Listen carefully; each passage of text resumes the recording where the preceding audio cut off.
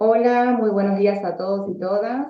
Nos encontramos nuevamente en este sábado para llevar adelante este segundo seminario al que denominamos Alojar versus Etiquetar.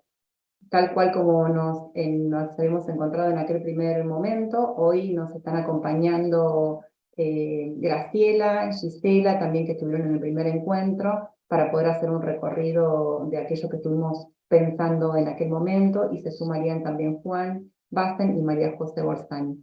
Antes que nada, agradecerles, traerles de parte de la ministra de Educación y el secretario de Educación un saludo muy afectuoso para todos y todas, que ellos nos están acompañando desde otro lugar, ya que por la agenda no pueden estar presentes en el día de hoy.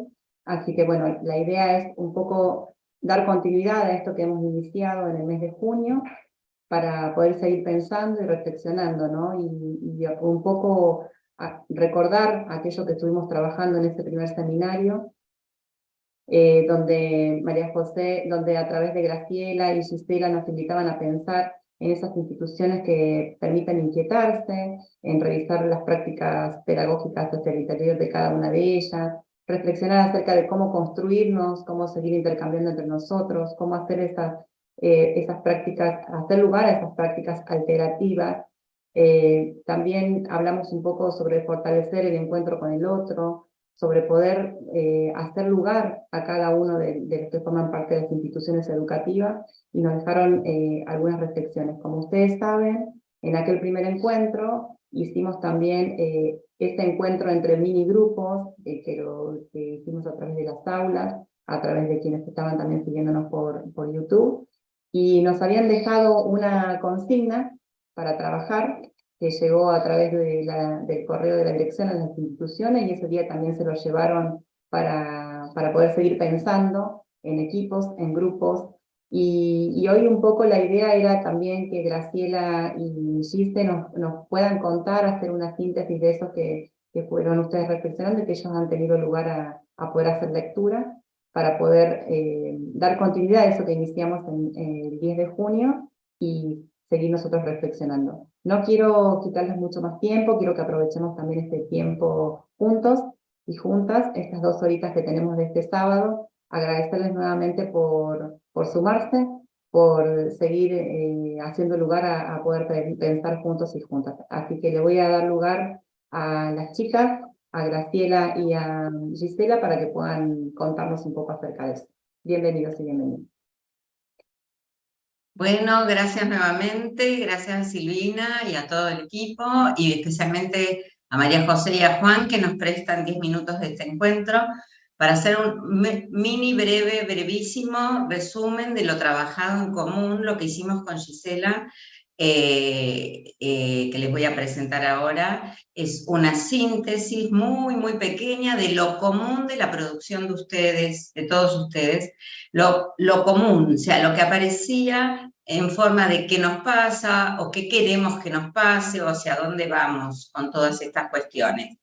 La idea es que yo les presente este breve síntesis y que Gisela, a mí, cuando yo termine, les dé la consigna de trabajo que va a quedar pendiente en nuestro encuentro en el mes de octubre. Entonces, acá va lo común de lo trabajado y lo pensado y, en el encuentro pasado. Buen día, perdón, ¿se está grabando ya? Sí, estamos en el aire, estamos todo adelante.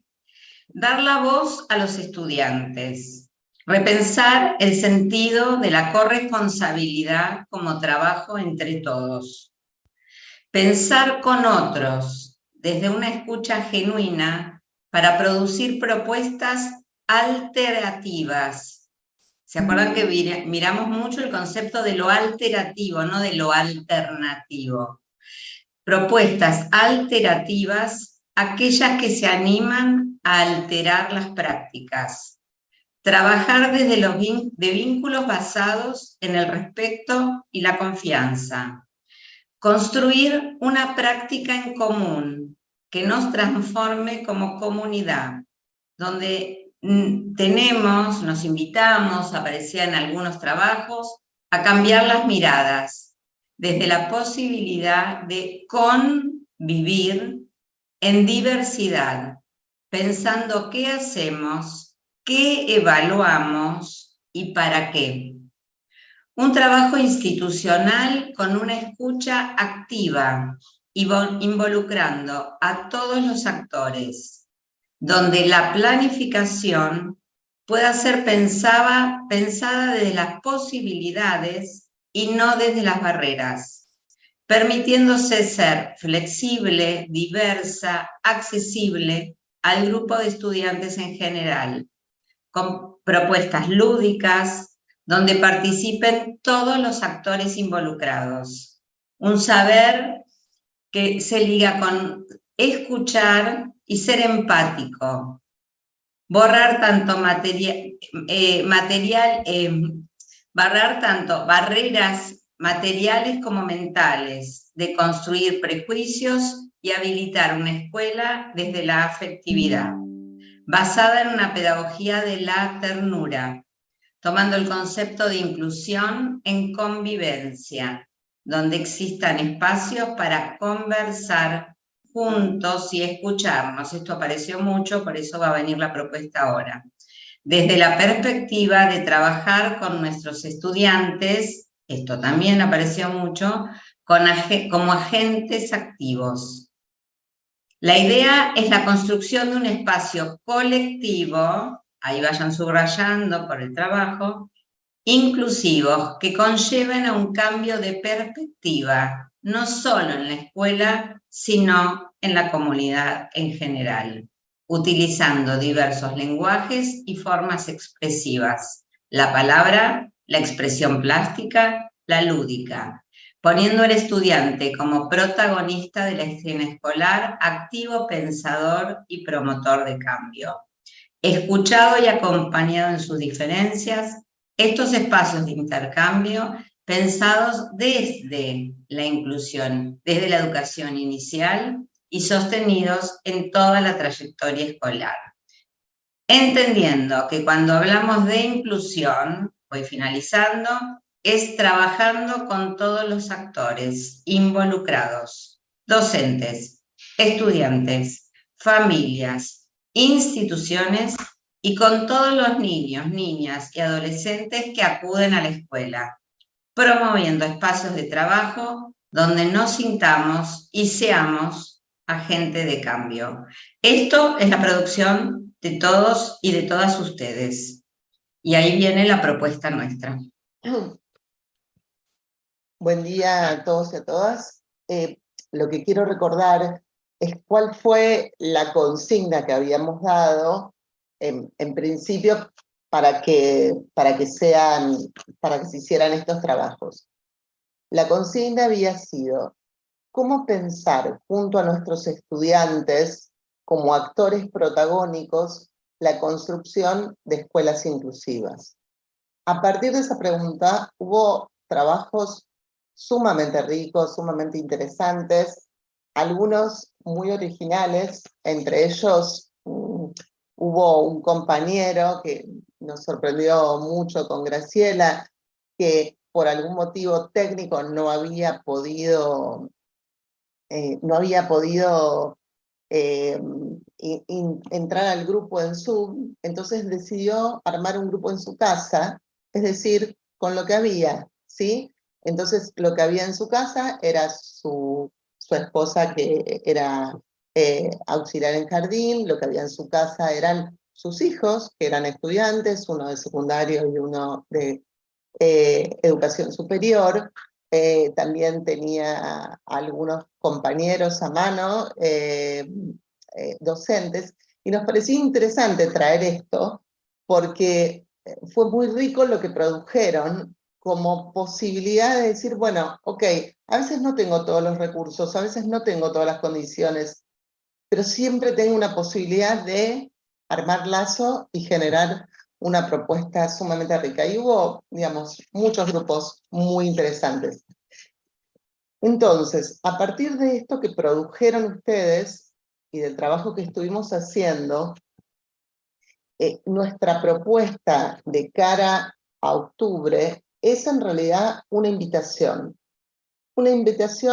a intervenir a partir de 1, 2, 3, 4 encuentros, tenemos unos meses aquí, en todos los niveles educativos. Esto es muy importante porque algunas propuestas que hacían decían, bueno, no, esto es solo para jardín, esto es solo para secundario, algunos también hicieron alguna propuesta para superior, algunos hicieron alguna propuesta para todos juntos.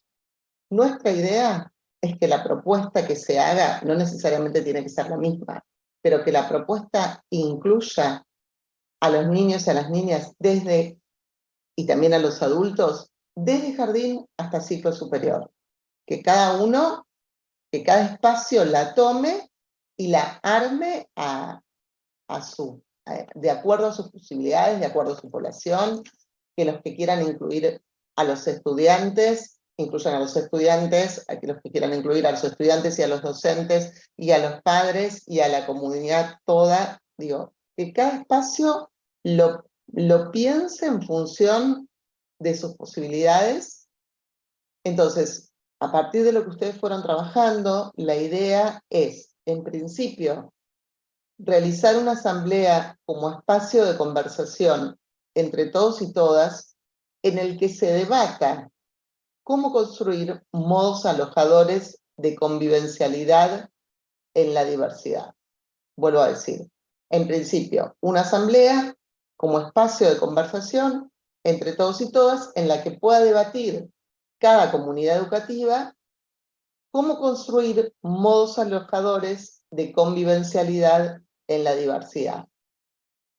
Y que defina cada comunidad por los medios que cada escuela le parezca, que a lo que nosotros se nos ocurrió con Graciela es que podían ser a través de algo escrito, a través de una canción, a través de un mural, a través de un corto que se filme, a través de la recopilación de las ideas que puedan pensar en una asamblea, digamos, de los modos que sean. Quiero decir, cuando decimos de los que sean, que no necesariamente tiene que ser la palabra, puede ser desde los medios artísticos, o quizás se les ocurren otras ideas, que contacten con el equipo técnico. Bueno, después Silvina dirá con quién tienen que contactar del ministerio cuando tengan algo armado o algo para que se registre. Por ejemplo, si pintan un mural, que avisen al equipo, bueno, vamos a pintar un mural en la puerta de la escuela tal día, y entonces alguien del equipo técnico se acercará quizás para hacer una filmación o tomar una fotografía, porque nuestra idea es que quede un registro de eso, que haya una recopilación, que nos llegue eso antes a Graciela y a mí, para que nosotros podamos trabajar sobre ese material, ¿sí? Antes de ir, o sea, por eso decíamos más o menos hasta principios de octubre, porque la idea es volver a encontrarnos todos hacia fines de octubre en presencialidad y poder mostrar, trabajar sobre eso, profundizar, y así que esta es la invitación. Vuelvo a decir, por los medios que decida cada escuela, escritos, canciones, murales cortos,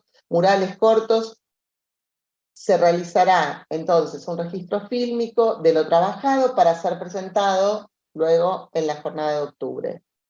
Nuestra idea con Graciela entonces era invitarlos a esta propuesta pensando que no podemos transformar sin transformarnos. Bueno, desde ya, muchísimas gracias y esperamos con entusiasmo toda la creatividad de ustedes. Muchas Si tienen gracias. preguntas nos pueden escribir, por supuesto. Muchas gracias, chicas, por sumarse y hacer el cierre de esta primera etapa que tuvimos. Después, sobre el final de la jornada, vamos a comentarles acerca de cómo vamos a hacer lugar a la llegada de ese material y demás, lo organizativo, ¿sí? Mientras tanto, ahora vamos a dar continuidad al encuentro.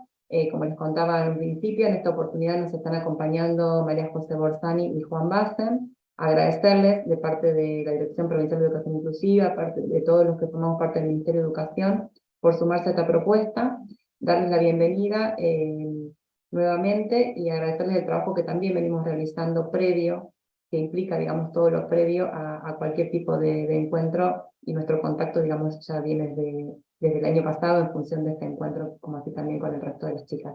Así que le voy a pasar la palabra a Sabri de mi equipo para que pueda presentarlos y damos continuidad a este espacio. Muchas gracias. Gracias, Silvina. Buenos días. Bueno, como bien dijiste, dos profesionales que nos acompañan hoy, de reconocida y amplia trayectoria. Voy a presentarlos con muy breve currículum, porque ya sabemos quiénes son, así que bueno. Nos acompaña Juan Bassen, psicoanalista, especialista en psiquiatría de las infancias y adolescencias, ex docente de farmacología, ex jefe de residentes del Hospital de Niños Ricardo Gutiérrez, desempeñó también varias jefaturas y subjefaturas en el Hospital Carolina Tovar García, cofundador y ex coordinador del programa Cuidar Cuidando, secretario general del Fórum Infancias de Cava y actual miembro de su consejo asesor, autor de numerosos libros. Entre los últimos tenemos Niños o Cerebros, cuando las neurociencias descarrilan, y 10 claves para comprender el sufrimiento de las infancias y adolescencias hoy, después de los barbijos. También está María José Borsani, que también estuvo trabajando con nosotros ya desde el año pasado. Es terapista ocupacional en salud mental y maestra especializada en educación diferencial. Se dedica al estudio y difusión de temáticas vinculadas con educación inclusiva. Ha desarrollado tareas docentes y profesionales en diversas instituciones y niveles educativos. Docente en la Diplomatura Superior en Educación Inclusiva, atención a la diversidad de la Universidad Nacional de Santiago del Estero. Miembro fundador y coordinadora del equipo interdisciplinario del Instituto de Pedagogía Clínica de Rosario y asesora pedagógica del equipo de apoyo a la integración educativa. Y entre sus últimos libros publicados se destacan Aulas Inclusivas, Teorías en Acto, del año 2020, y también de la integración escolar a la educación inclusiva, de una opción a un derecho, del 2018, y Construir un aula inclusiva, estrategias e intervenciones. Bueno, les damos la palabra, así no les quitamos mucho más tiempo. Buenos días. Buenos días, un gusto retomar este trabajo, este encuentro. Celebro este sábado compartido, este interés. Agradezco profundamente el espacio, por supuesto, como en otros momentos. Y bueno, la idea es continuar un poco los puntos de llegada a los que hemos ido construyendo a través del camino ya realizado y sumarnos con Juan a esta propuesta que hace Gisela Graciela, que creo que da cuenta de distintos momentos, de distintos sentires, de distintos recorridos, por los que están atravesando y por los que estamos visibilizando quienes estamos construyendo la escuela hoy, ¿no? El pensar la escuela como una construcción sociohistórica de la que todos somos parte, y una construcción activa, por eso estamos acá casualmente un sábado a la mañana encontrándonos y reflexionando y viendo hacia dónde vamos. Bueno, un poco la propuesta que hemos pensado con Juan es que iremos profundizando lo que nos sucede como docentes en las aulas en relación a los alumnos, ¿no? ¿Qué nos pasa a nosotros? ¿Qué nos pasa con nuestro marco referencial? ¿Qué nos pasa a nosotros con nuestros estudiantes? Entonces, me parece muy interesante esto que decían recién en la propuesta, porque incluye también a la escuela como una continuidad, como un espacio, una trayectoria, ¿no es cierto? Y pensar y escucharnos desde el nivel inicial hasta el primaria, secundaria y los niveles superiores, aporta en el sentido de no estar trabajando en compartimentos estancos, sino darle ya un lugar a lo que nosotros pensamos como trayectorias escolares y como progresión dentro de la escuela. Así que bueno, vamos a ir construyendo este espacio, que en parte deseamos construirlo también desde alojar o etiquetar, y construirlos desde la idea de un enclave. Muchas veces, y lo hemos trabajado, nosotros pensamos en clave de accesibilidad, en clave de alojamiento, en clave de despatologizar y desmedicalizar. Y también pienso que así como pensamos en clave de, podemos considerarnos un enclave. Un enclave es un concepto interesantísimo para trabajar, porque se refiere a un territorio o un grupo humano que se encuentra inserto dentro de otro con características particulares, diferentes, generalmente de tipo político, administrativo, religioso, geográfico. Fíjense que muchas veces las islas son enclaves, no es Tierra del Fuego un enclave porque está dentro del territorio nacional, pero sí tenemos enclaves dentro de nuestro territorio nacional de islas que son de Paraguay o islas que son de Uruguay. Estos son enclaves, territoriales como puede ser Ceuta, Melilla, Gibraltar, Kaliningrado, que es un enclave ruso que está entre Polonia y Hungría o Rumania. Y entonces, a mí la idea de pensar enclaves y en enclaves me parece muy interesante, porque creo que hay lugares, sitios, espacios que se transforman en enclaves de formación, en enclaves de pensamiento, que están dentro de ciertos paradigmas o regiones, y hay algún lugar que despunta, que piensa, que abre, y eso se vuelve rizomático. Y creo que estos encuentros se pueden pensar en clave de accesibilidad y de alojamiento, como un enclave cultural, como un enclave productivo, como un enclave de inclusión. Así que dentro de esa idea es que vamos a abrir este espacio y que vamos a avanzar con todo lo amplio que implica este tema.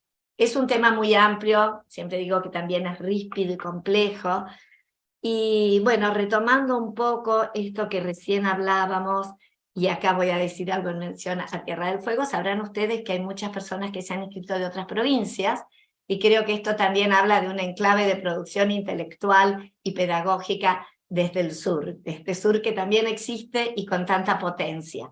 Así que hacia allá vamos para pensar esto de la complejidad del tema, las problemáticas, cómo se llevan al territorio las leyes y las teorías pedagógicas, ¿no? Entonces, como estamos diciendo en relación a esto de alojar y de construir, hemos pensado como para activar un poco la mañana y empezar despuntando el sábado, algo así como un ejercicio o una reflexión.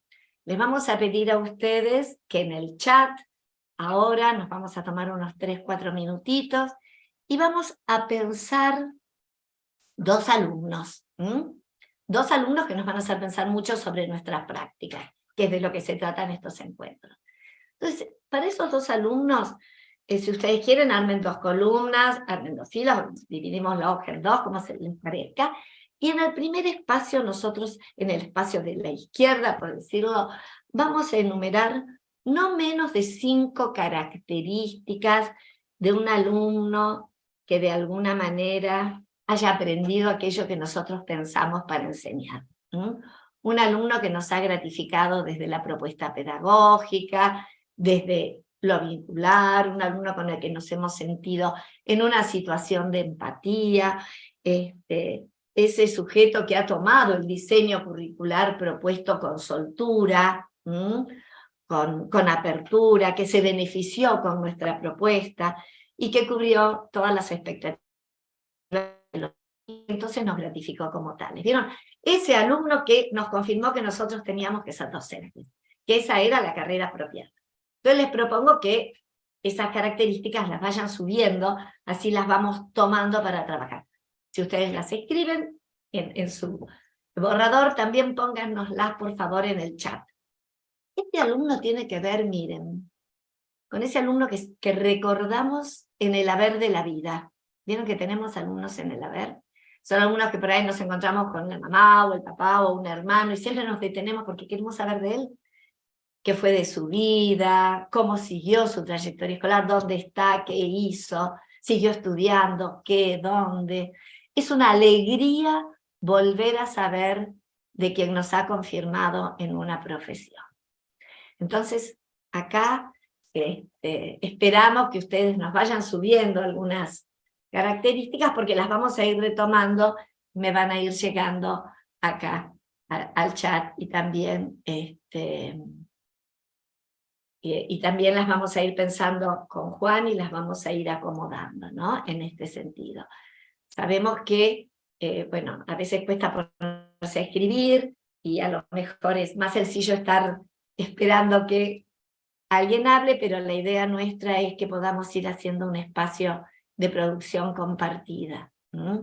Y además nos interesa esto de acercarnos a qué referencias tiene el docente en torno a esta circunstancia. Entonces ustedes lo van armando, tranquilos, y también, si les parece, podemos ir armando también el otro grupo, porque inevitablemente un grupo nos lleva al otro, ¿no? En el lado derecho de la hoja, lo que vamos a ir pensando, un alumno que no cumplió con la propuesta curricular, el alumno que nos quedó en el debe de nuestra vida docente, que también lo tenemos, ¿no es cierto? Es ese alumno que no entraba en la dinámica de la clase, que la propuesta que nosotros llevábamos no terminaba de ser la propuesta que estábamos armando, que no nos confirmó en ser docente, que dijimos, no, yo no estoy capacitada, yo no puedo, no sé. Entonces, vamos como haciendo dos espacios. El primer espacio es este del que hablábamos, que nos ha quedado en el haber. Y el segundo, si ustedes me permiten, es el que nos va a quedar en el debe. Es aquel que no queremos encontrarnos, ni al alumno a veces, ni tampoco a su familia. Ahora voy a volver sobre esto. ¿Vieron eso del alumno que a veces nos encontramos con la mamá y bueno, hola, hola, y tratamos de salir para el otro lado, que nos resulta un encuentro que genera malestar? Bueno, ese alumno nos ha quedado en el debe de la vida profesional. Entonces, vamos a enumerar las características de los dos, y ya acá nos están llegando con mucha fuerza y potencia los escritos de ustedes, ¿no? Ese alumno, fíjense, vamos a ir armando la lista porque es interesantísimo, que estuvo predispuesto al cambio, al intercambio, que es amable. Se los voy leyendo por si alguno no lo ve. Es compañero, buscó ser escuchado, acompañó, tiene voluntad, perseverancia, con una familia o un equipo que acompañó.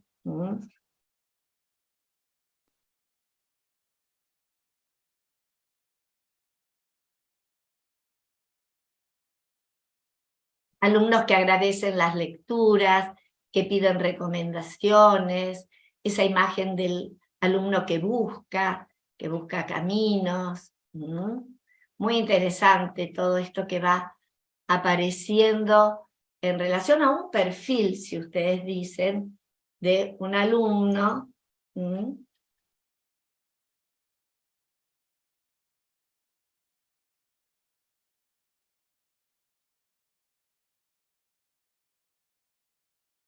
Podríamos decir que es el perfil del alumno que aprende, quizás, ¿no es cierto? Por eso decíamos que es el alumno que nos gratifica, que nos deja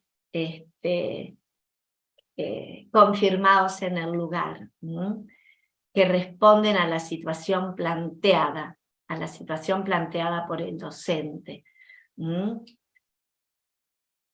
Ahí lo dice claramente otro compañero, y con entusiasmo.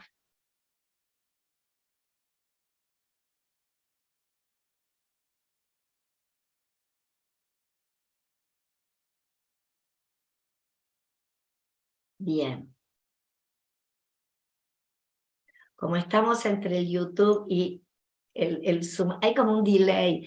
Estos silencios, no se preocupen por estos silencios, les digo, porque son silencios de producción y son también de intercambio en que nos lleguen a través del Zoom y de YouTube la información que ustedes van subiendo.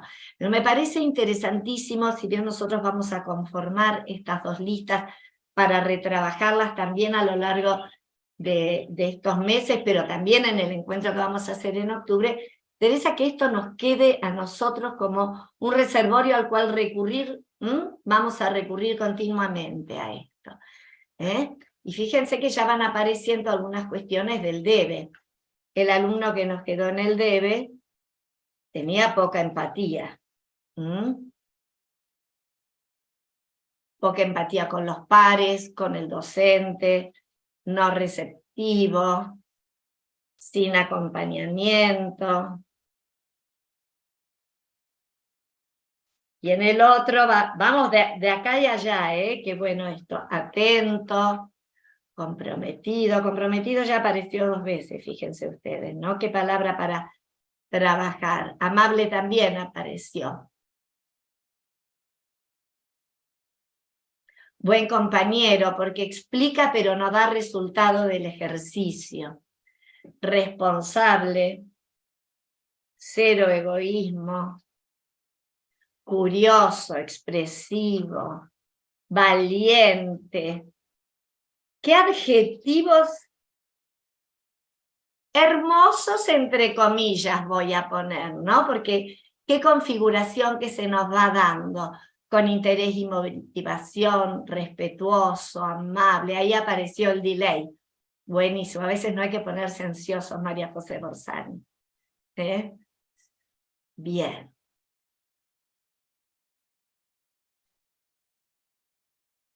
Aquel que buscó la calma, la escucha, la mirada ante la frustración. El alumno tiene disponibilidad hacia la propuesta pedagógica. Qué interesante, ¿no?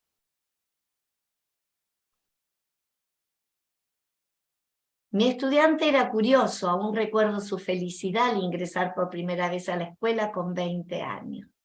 Sus ganas de aprender, de descubrir, me motivaron a continuar con más compromiso en mi carrera. Atento a las propuestas, flexible, abierto, interesado, crítico, reflexivo. Y ahí vamos, desganado, desinteresado, ausente, conflictivo.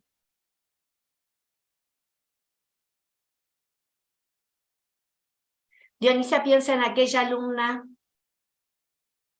que la interpeló en una situación institucional y áulica, con resistencia, con poca participación, con no saber.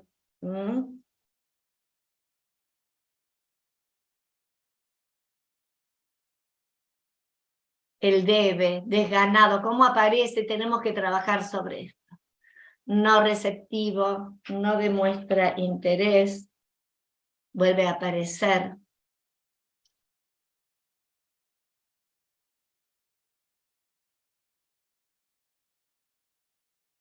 Solidario, qué lindas palabras.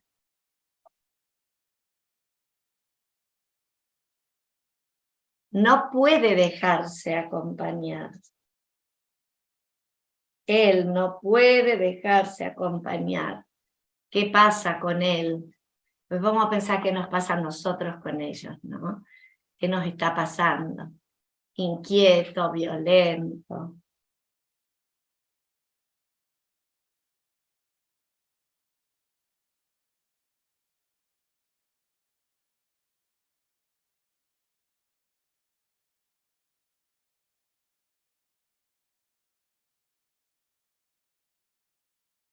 Vuelve a aparecer la falta de acompañamiento de la familia. Podríamos decir la ausencia de la familia. También un tema como para...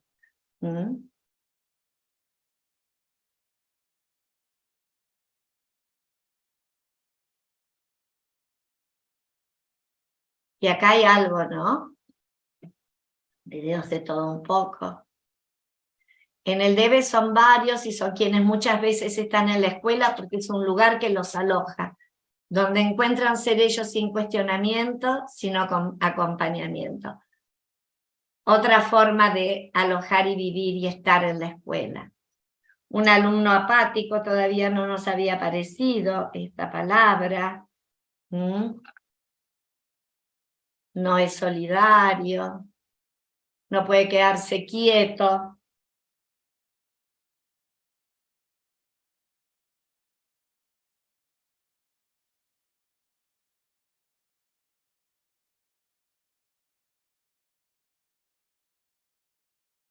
Ausentismo. María José, yo ahí puse en el chat porque sería interesante ver las edades en las que se presentan este tipo de dificultades, porque seguramente hay algunas dificultades, obviamente, que se presentan con los más chicos y otras con los más grandes. Tal vez por ahí, si acompañan la imaginación, el recuerdo de ese niño o niña, alumno o alumna, también más o menos en qué edades estuvieron compartiendo el espacio escolar con ellos. Sí, sí, sería interesante también, ¿eh? Pero fíjate, bueno, ahora esto da muchísimo para ir pensando, ausente, cansado. Yo voy a hacer algunas reflexiones muy, a grosso modo, Juan, me parece que podemos seguir teniendo el chat abierto e ir intercambiando algunas cuestiones, si te parece.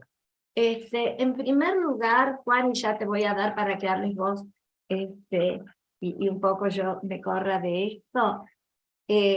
Yo pensaba en este sentido, Juan, ¿qué significa la palabra alojar y qué significa la palabra etiquetar? Etiquetar te lo voy a dejar, pero a mí me ha interesado mucho lo que es alojar, ¿no? Porque cómo estamos tan acostumbrados a definir desde etiquetamientos o desde etiquetas, y cómo estamos pensar. Ahí ponen, la edad no es un dato menor, la edad no es un dato menor, y también vamos a ver la edad a qué paradigma corresponde, ¿no? Pero esto, bueno, cuando un poquito yo trabajé esa cuestión. En principio, alojar, fíjense el sentido que tiene, es colocar una cosa dentro de otra. El diccionario dice cosa, tomémoslo elemento, instrumento, sujeto, bueno, pero el diccionario nos dice que alojar es colocar una cosa dentro de otra, especialmente en una cavidad que sea adecuada, en una cavidad que les dé lugar. Están poniendo las edades, Juan, van de 5 a 13, interesantísimo. Alojar es encontrar un lugar. Miren qué interesante. Es encontrar un lugar que calza justo, lo toma, lo aloja, lo pone, lo cobija. ¿Y cuáles son los sinónimos de alojar? Son hospedar, albergar, aposentar, guarecer, cobijar, contener. Y después dice otros significados, dice el diccionario, dice, alojar es dar lugar a alguien para vivir por un tiempo. Yo pensaba la escuela como un lugar para vivir y convivir. La escuela como un lugar para vivir y convivir. Funcionar como un lugar, como vivienda territorial. Territorio, un territorio donde se pueda vivir, no son palabras menores. Donde se puede vivir, se puede convivir. Hay cuestiones que hay que ir trabajando. Ahí aparecieron las edades, y independientemente de lo que cada uno vaya relacionando, Juan, desde los 5 hasta los 16, 17, 18.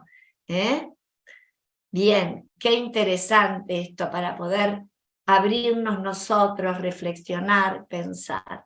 Entonces, para ir entrando en el tema, mientras que seguimos viendo esto que no es más que un disparador para ir pensando y que nos dé lugar después a pensarnos nosotros ante estas situaciones, me parece, Juan, que podríamos ir dando un lugar a tu charla, a tus reflexiones.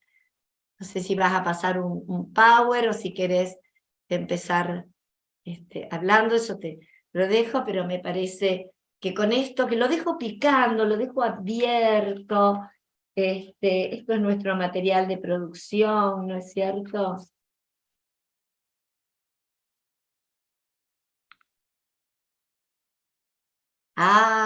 El nivel superior. Qué interesante encontrarnos desde el nivel inicial hasta el nivel superior. Y yo me voy a arriesgar, ¿por qué no? porque nos hace pensar en clave de alojar trayectorias y darles continuidad. ¿Mm?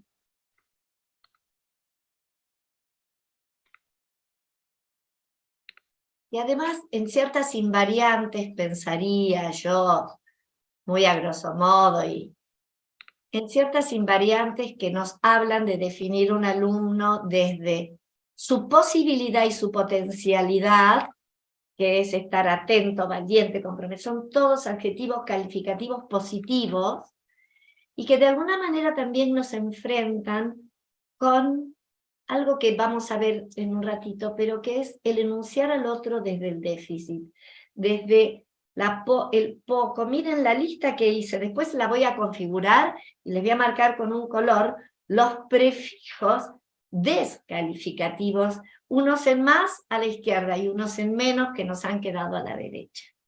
Poca empatía, no receptivo, sin acompañamiento, desganado,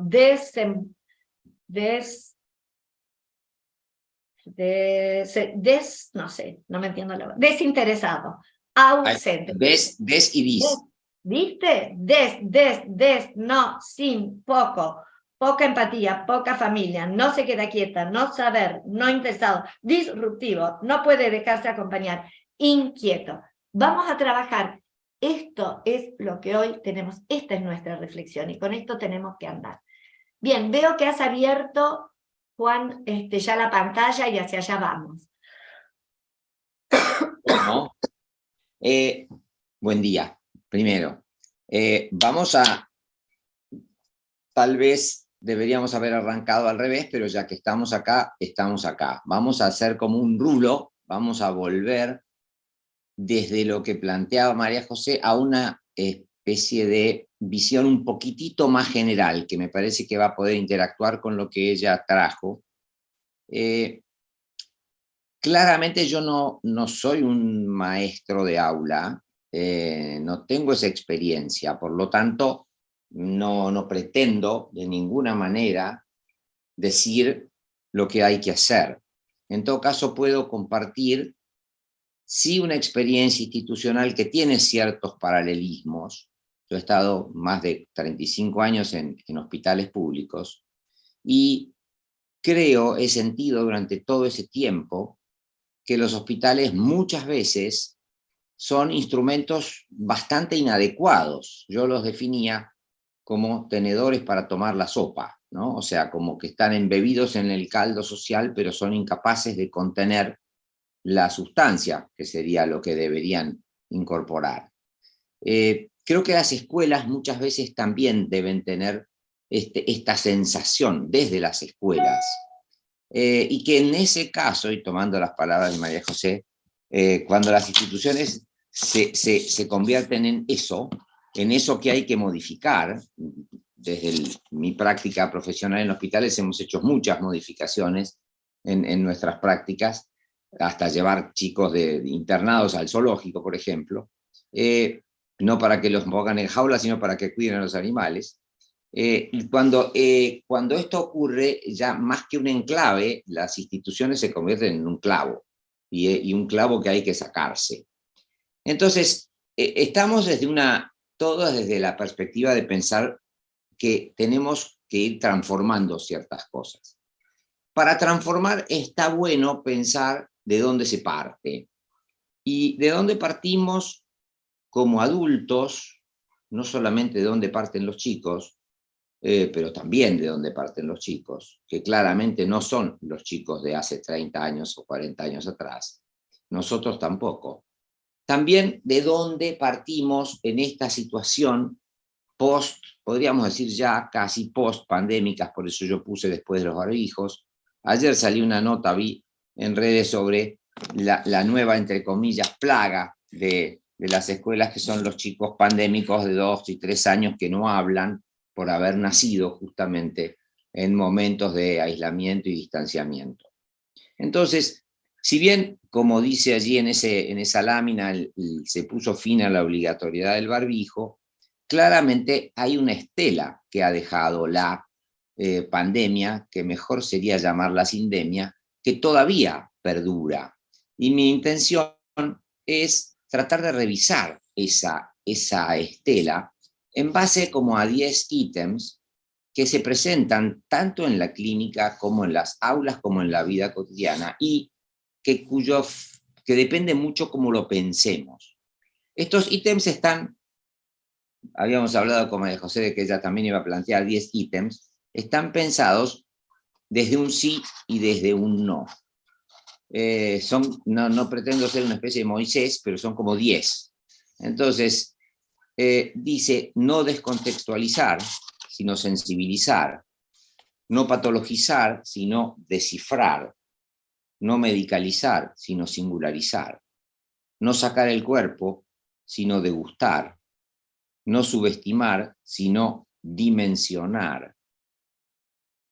En las aulas, no abrumar, sino acompañar, no discapacitar, sino alojar, no mecanizar, sino metaforizar, no legislar por patología, sino integrar, no desesperanzar, sino transformar. Esto, teniendo en cuenta esta frase poética que a mí me parece que refleja mucho el cuidado que tenemos que tener hoy. Es un poema breve de Claudia Massín, que es, creo que chaqueña, pero vivió en Córdoba, y hablando de la supervivencia, ella dice, porque se sobrevive solo para que vuelva, solo para que vuelva alguien a tocarte así, como si fueras algo delicado, precioso, que puede romperse. Estamos ante fragilidades y me parece que eso es algo que no podemos olvidar de ninguna manera. El impacto que ha tenido la pandemia, el sindemia, aislamiento, distanciamiento, nos ha transformado. Este nene le dice a la mamá, me gusta más cómo sos cuando hay visitas, porque la saturación que se presentó en muchos casos, no nos olvidemos que una de las primeras consignas era quédate en casa, y es claramente necesario para que eso se cumpla que el que tiene que cumplir esa indicación tenga una casa, cosa que no siempre ocurría, y también que esa casa sea un lugar donde se pueda alojar, cosa que tampoco muchas veces ocurría. La salida, entonces, que muchas veces aparece como una necesidad, bueno, rápidamente volvamos a recuperar todo lo perdido, y eso se ve muchas veces en ciertas tensiones en las escuelas, y en la decepción cuando hay que trabajar mucho en relación a poder recuperar eso perdido. Yo digo que no deberíamos hacer como Gregor Samsa, subestimar los efectos, los cambios ocurridos. Gregor Samsa, que es el protagonista de La Metamorfosis, un señor que se despierta convertido en una enorme cucaracha, pero que estaba extremadamente preocupado ya a los pocos días por ver cómo iba a ser para subir al colectivo para volver al trabajo. Él, que estaba transformado en un bicharraco, lo que pensaba era cómo hacer para volver rápidamente a la normalidad. También nuestras prácticas se han modificado. Este ejemplo del psicoanálisis apunta, digamos, a tener en cuenta que tanto para nosotros, ayer yo charlaba con un colega que estaba demasiado entusiasmado con la posibilidad de trabajar con niños, de seguir trabajando en forma virtual. Y yo le decía que yo a lo largo de la pandemia había recibido una cantidad enorme de quejas de mis pacientitos, ante los cuales, por más que yo había intentado desarrollar 1000 formas imaginativas para trabajar a través de la pantalla, de ninguna manera es lo mismo la presencialidad que la virtualización. El primer elemento que yo creo que tenemos que tener en cuenta entonces, después de esta pequeña introducción, es que se trata, como decía, no de descontextualizar, sino de sensibilizar y de pensar, lo digo así cortito, que las problemáticas son siempre en la infancia y no de la infancia. Hay un filósofo que usa una frase que yo utilizo mucho, que me gusta mucho a mí, que dice, Alain Badiou, la enfermedad es una situación y la posición ética no renunciará jamás a buscar en esa situación una posibilidad hasta entonces inadvertida, aunque esa posibilidad sea ínfima. Lo ético es movilizar para activar esa posibilidad minúscula todos los medios intelectuales y técnicos disponibles. Solo hay ética si el psiquiatra, pero podríamos decir el psiquiatra, el trabajador social, el maestro, el psicólogo. Día tras día, confrontado a las apariencias de lo imposible, no deja de ser un creador de posibilidades. Y ahí es donde yo creo que tendríamos que anclarnos. Nuestra función, desde cualquier lugar que la ejerzamos, en la medida en que trabajamos con chicos, chicas, chiques, adolescentes, estaría muy cerca de ubicarnos como creadores de posibilidades, ni de administradores de pastillas, como podría ser yo, ni transmisores de contenidos educativos, como podrían ser los maestros, como podrían ser cada una de las profesiones. Creo que lo más importante es mantener viva esa idea de que tenemos que ser creadores de posibilidades, aunque esas posibilidades choquen con las probabilidades. Se trata muchas veces de hacer posible lo improbable, no quedarnos solamente con el no se puede, como decía un expresidente del cual no quiero recordar. El piso de la infancia se mueve y el consumo lo acelera. Esto nos pasa a todos y a los chicos también. El otro día estaba viendo una mesa, yo ya no tengo espacio para el asombro, una mesa donde había una familia con 2 niños en un bar. En esa familia había un niño que tendría unos 4 o 5 años, un varoncito, y otro que yo creo que no tenía 2. Y los 2 tenían cada uno una tablet, y estaban todo el tiempo dándole a la tablet mientras sus padres charlaban. Esto es como una temática que ya es como excesiva, exagerada, que tenemos que ver cómo la manejamos, pero que termina siendo el viejo lugar del chupete electrónico, de la niñera electrónica que ocupaba la televisión, y que tiene que ver básicamente no con el aparato, no con la tecnología, sino con nuestra disposición de tiempo. Ya lo vamos a ver en breve. Entonces acá tenemos una mujer hermosa que corre rápidamente, como dice Serrat, llegando tarde donde nunca pasa nada, mientras espolvorea a su bebé y habla por teléfono. Esa es una forma de maternización actual, digamos, a los piques, corriendo. No me refiero solamente a las situaciones en donde hay una mujer como esta, que tiene, digamos, un look y condiciones económicas que se la ven muy favorecidas, porque creo que esto alcanza a todos los sectores sociales. También esto va con Arthur, el Guasón, que corría desesperado como emprendedor precarizado de la felicidad ajena. Y yo supongo que los maestros de hoy también corren apresurados como precarios emprendedores de la felicidad o de la transmisión de enseñanzas para otros. Y esto me parece que es súper importante de tener en cuenta. Y lo que le ocurre al Guasón, y creo que esto es algo que apunto a donde quería llegar respecto al encuentro, al punto de encuentro, él en una escena con una trabajadora social en un consultorio psiquiátrico, él está sentado frente a ella y la mujer está con una postura casi robótica, no se inmuta ante los obvios problemas que le plantea. Y entonces ella dice, y le dice, dialoga con él, y él entonces le dice, no escuchas, ¿verdad? Simplemente haces las mismas preguntas todas las semanas. ¿Cómo está tu trabajo? ¿Tienes pensamientos negativos? Y él dice, sí, todo lo que tengo son pensamientos negativos. Y después, la trabajadora le anuncia que ya no podrá reunirse más adelante porque han cortado los fondos del programa social y que ya no podrán verse más. Y Arthur, acongojado, le dice que se siente que él no existe, ni para ella, ni para nadie ahí fuera. Hay un personaje de Amélie Nothomb, de una novela, que está en una situación en un frente de guerra y quiere hablar con una psicóloga, que en realidad es la escritora del libro que se transforma en personaje. Y su frase, que creo que es la que tenemos que retener, es: no tengo nada, dice él, contra los psicólogos, solo que los del ejército norteamericano no me convencen. Lo que espero de usted es otra cosa. Deseo existir para usted. ¿Es pretencioso? Si lo es, lo siento. Es lo más auténtico que puedo decirle. Deseo existir para usted. Yo creo que ese deseo de existir para otro es como la clave detrás de cualquier otra situación, detrás de cualquier otra demanda.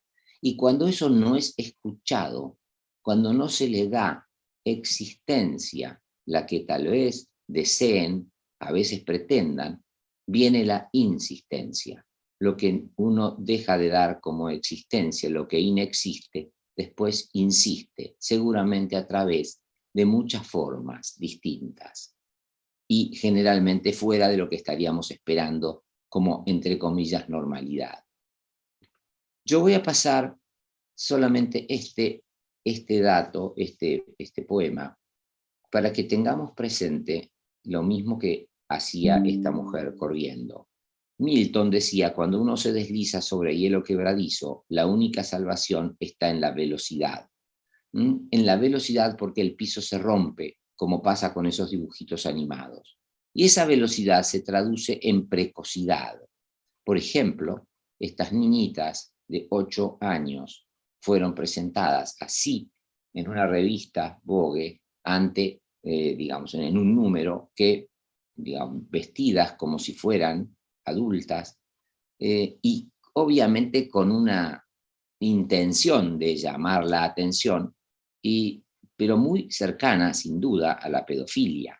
Esta revista este número fue clausurado y la echaron a la diseñadora de este número, pero es algo que está presente permanentemente, la precocización. Yo tenía un paciente que decía, yo antes hacía ropa para niños de 12 años y ahora hago ropa para adolescentes de 10. Y yo le decía, más que de 10, tal vez podríamos decir que de 3, porque si uno ve un niño de 3 años parece un adolescente, ¿no? Entonces ahí aparece ese apuro, esa cierta desesperación por ser grande, por pasar rápido por la infancia. Y eso tiene que ver con los tiempos que nosotros brindamos, ¿no? Ser grande, dice este muchachito, es una asignatura que tengo pendiente. Esto me parece que es algo que me gustaría dejar planteado y voy a solamente agregar, a ver si lo tengo aquí y si no, se los cuento. No lo tengo acá, es una escena de la película Stano tutti bene de Marcello Mastroianni, en donde la hija de Marcello, que tiene una hijita, o sea, la nieta, le pide a Marcello Mastroianni que vaya a cuidarla porque ella tiene que salir. Entonces le dice, mirá, no te hagas problema, la bebita tendrá unos 9 meses, 10 meses, vos la ponés frente al televisor. La película es de hace unos 40, 50 años, una película de los años 60, 70. Bueno, entonces Marcello la pone a la nena frente al televisor y la cámara toma a la nena sonriente mirando la tele y al papá, al abuelo en este caso, tranquilo. Pero de repente se produce un cortocircuito y el televisor ¡pum!, se apaga. Entonces la nena llora desesperadamente, Marcello tiene una cara terrible de preocupación, pero al rato todo vuelve a la normalidad. La nena empieza a mirar nuevamente con cara de serenidad algo y Marcello parece estar tranquilo. Cuando la cámara se aleja, lo que había hecho Marcello es ponerla frente al lavarropas, que daba vueltas y la tenía como hipnotizada. El problema no era el televisor, el lavarropas, la tablet. El problema era, ¿qué hago con esta nena? ¿Cómo hago para donarle tiempo a esta nena, mi nieta? Lo que decía Marilena Walsh, y con esto termino, es que donar tiempo a un niño, que leer un cuento a un niño es tiempo donado. Lo que nos demandan los chicos de hoy es que les donemos tiempo. Los chicos con dis y todos los que aparecen requieren más tiempo, requieren de nosotros más tiempo, demandan de nosotros más tiempo. Tenemos que ver si podemos hacernos ese tiempo que no tenemos, porque ese tiempo no lo tenemos, nos lo tenemos que hacer. Y hacernos ese tiempo para construirnos como creadores de posibilidades. Este me parece que es el desafío si uno siente que ante una situación que está fuera de escuadra, la vive como un trastorno, como un problema, y no como un desafío. Y bueno, entonces nos quedamos como paralizados, sintiendo, como muchas veces decimos, y dicen los maestros a los que yo he escuchado, yo no estoy capacitado, yo no estoy preparado para esto. Y en realidad, creo que ninguno de nosotros está preparado para muchas cosas que tiene que enfrentar, muchas veces. Y entonces aparece una frase que es, en mi aula, yo tengo 30 alumnos y 3 casos. Y sin darnos cuenta, como decía María José, es muy delicado el tema de las palabras, cuando los chicos pasan de ser alumnos a ser casos, ya dejan de alguna manera de ser alumnos, pasan a estar en otro lugar, y el maestro deja de ser el que siente que tiene que seguir desafiado por ese chico como alumno, para ser alguien que dice que alguien se ocupe de este chico, que es un caso y ante el cual yo no tengo nada que hacer, no sé qué hacer, no puedo hacer nada. Y en realidad probablemente solo pueda hacer poco, pero para eso estamos en la idea de que tenemos que trabajar en equipo interdisciplinariamente, y para eso las escuelas tienen ayudas de distintos lugares para poder transformar la escolarización de un chico que está como impedido de avanzar en alguien que puede encontrar las vías gracias a que otro le crea posibilidades.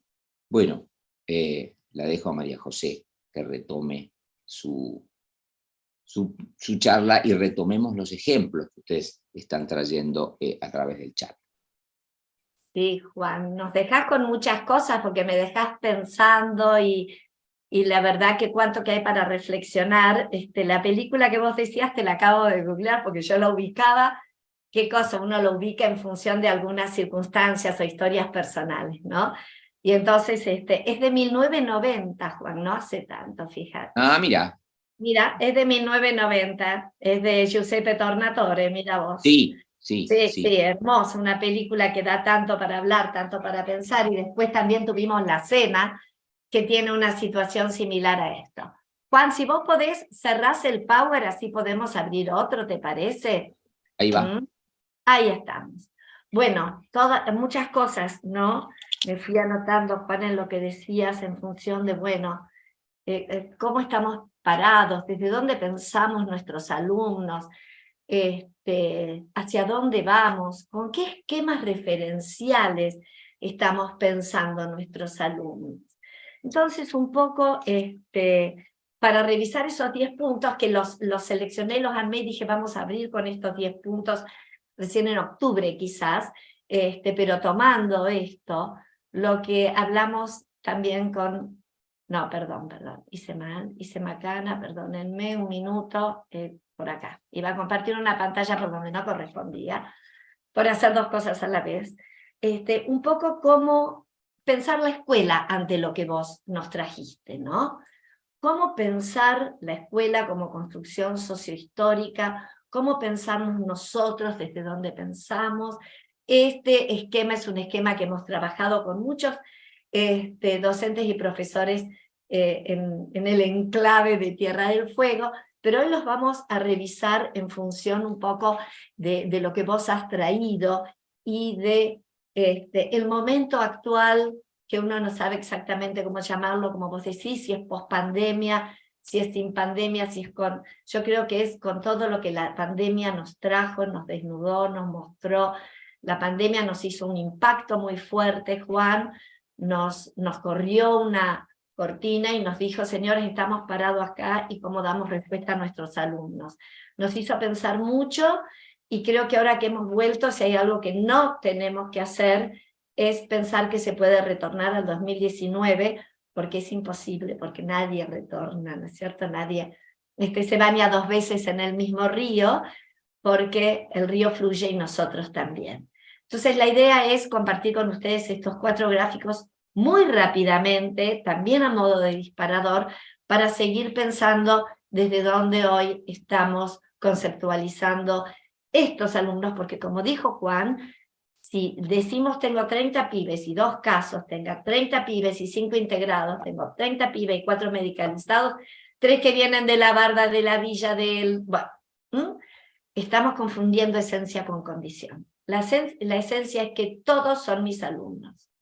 La condición es lo que nos va aconteciendo y lo que cada uno trae, pero la esencia es donde cada uno está parado. Entonces, este gráfico lo que hace es representar la escuela común y la escuela especial, y después este gran quiebre a lo que se venía haciendo, que fue el paradigma de la integración y el paradigma de la inclusión, en el cual está caminando hoy toda la comunidad educativa de Tierra del Fuego, y hacia allá vamos entonces.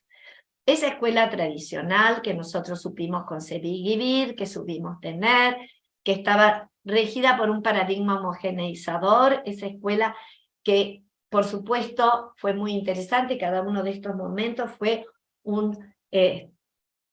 punto de llegada, que fue lo mejor que el sistema educativo pudo ofrecer. Vamos a pensar esto. Esto fue lo mejor que el sistema educativo pudo ofrecer allá por 1884, la ley 1420, una escuela que los pensó a todos violetas, todos iguales, que por eso lo llamamos el paradigma homogeneizador. Una escuela que dejó por fuera todo lo disímil, lo irregular, lo diferente, lo arrugado, lo distinto, lo rugoso, lo que tiene aristas. Esa escuela fue una escuela que se rigió por el modelo homogeneizador del hombre racional de la modernidad, que suponía un modelo monocultural, monocromático, heteropatriarcal, verticalista, que ordenaba a toda la Argentina con un currículum cerrado, positivista, de base rígida, centralizado, y que tenía el orgullo de decir, se da lo mismo desde la Quiaca a Tierra del Fuego y desde el Atlántico a la cordillera, como si eso fuera un eje vertebrador para una Argentina en formación, para un crisol de razas, para una inmigración, para un momento. Sí, un eje vertebrador. Pero ese eje vertebrador marcaba objetivos, contenidos, actividades y evaluaciones homogeneizadas. No había lugar para lo diferente se excluía. El que no aprende, el que no tiene empatía, el apático, el no receptivo, el sin acompañamiento, el desganado, la lista quedaba por afuera. Era el objeto de la exclusión, que pasaba a ser repitente, hasta 6 veces primer grado, repitente, desertaba. El alumno desertaba. El vago, el menor de edad, además, fíjate cómo nos mencionamos a esta categoría. Entonces, esta idea de que el diferente no se homogeneiza y no pertenece, fue tomada por otro paradigma, Juan, y en esto me podés ayudar, pero eso aparece después, porque por este momento la idea es una escuela estricta, con trayectos lineales que comienzan siendo de primero a sexto, después de primero a séptimo, después nivel inicial, sin secundaria obligatoria hasta el 2006. Los adolescentes no eran incumbencia escolar, que nos marcaba una anualización, una simultaneidad, una gradualidad. Lo hemos trabajado mucho. Había una maestra normalista que sabía enseñar igual para todos. Quien no aprendía, yo les enseño a todos por igual, quedaba dentro de lo que llamamos el problema de aprendizaje. El problema de aprendizaje porque el déficit lo tiene el alumno, el que no puede, el que no sabe, el que no. Esta escuela es para los que se sostienen en esta escuela. Entonces aparece alguien que sostiene a los que no se sostienen en el mundo violeta. Los que no se violetizan, los que no se pueden esferizar y no pueden pertenecer a esta escuela, son tomados por la escuela especial. Una escuela especial que hoy la vamos a revisar, hoy al revisarla uno va a decir que esa escuela especial, tradicional, pertenece a un paradigma segregador, perteneció a un paradigma. ¿Por qué? En su momento fue lo mejor que pudo ofrecer. No había cabida para ciertos alumnos. Rápidamente voy a hacer esta revisión. Hubo cabida ¿Dónde llegaron estos alumnos? A un espacio que fue concebido como un subsistema por abajo. Fíjense, el gráfico lo ubica claramente por debajo, porque es pensado como un subsistema. Para todos estos cuerpos con aristas, sin forma homogénea, desformes, abollados, se les da un lugar, y es el lugar de la educación especial. Se les da un subsistema. Podríamos pensar que se los pensó como subalumnos. Fue un sistema separatista que después se transformó en un sistema paralelo. Paralelo, Juan, con la certeza de que van a tener un lugar donde van a estar, donde no se van a juntar como las paralelas, que hasta podríamos decir que fue un lugar paralelos. Pero ese sistema pensó a estos alumnos desde una mirada y un criterio de normalidad, anormalidad, desde un criterio correctivo asistencial, como vos bien decías, la psiquiatría medicaba, tomaba un test, ponía un techo, pensaba un alumno 7 años, 5 meses, entonces no puede escribir, entonces queda acá, edad mental de 5 años, eternamente infantilizado, quedando ahí de por vida, haciendo dibujitos, pintando, no trabajando, con el predominio del déficit, de lo que no puede, de lo que no llega, de lo que no alcanza.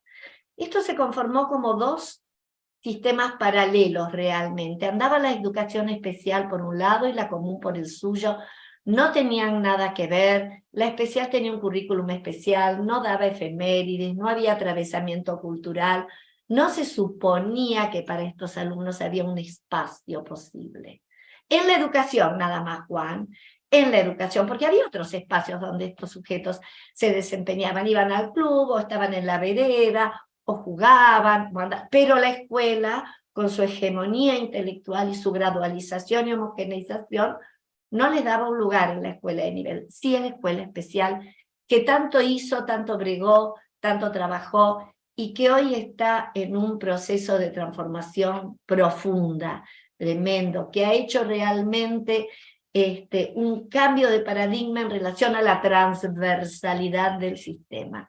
Transversalidad que se va generando y gestando y aparece su lugar cuando hablamos del paradigma integrador.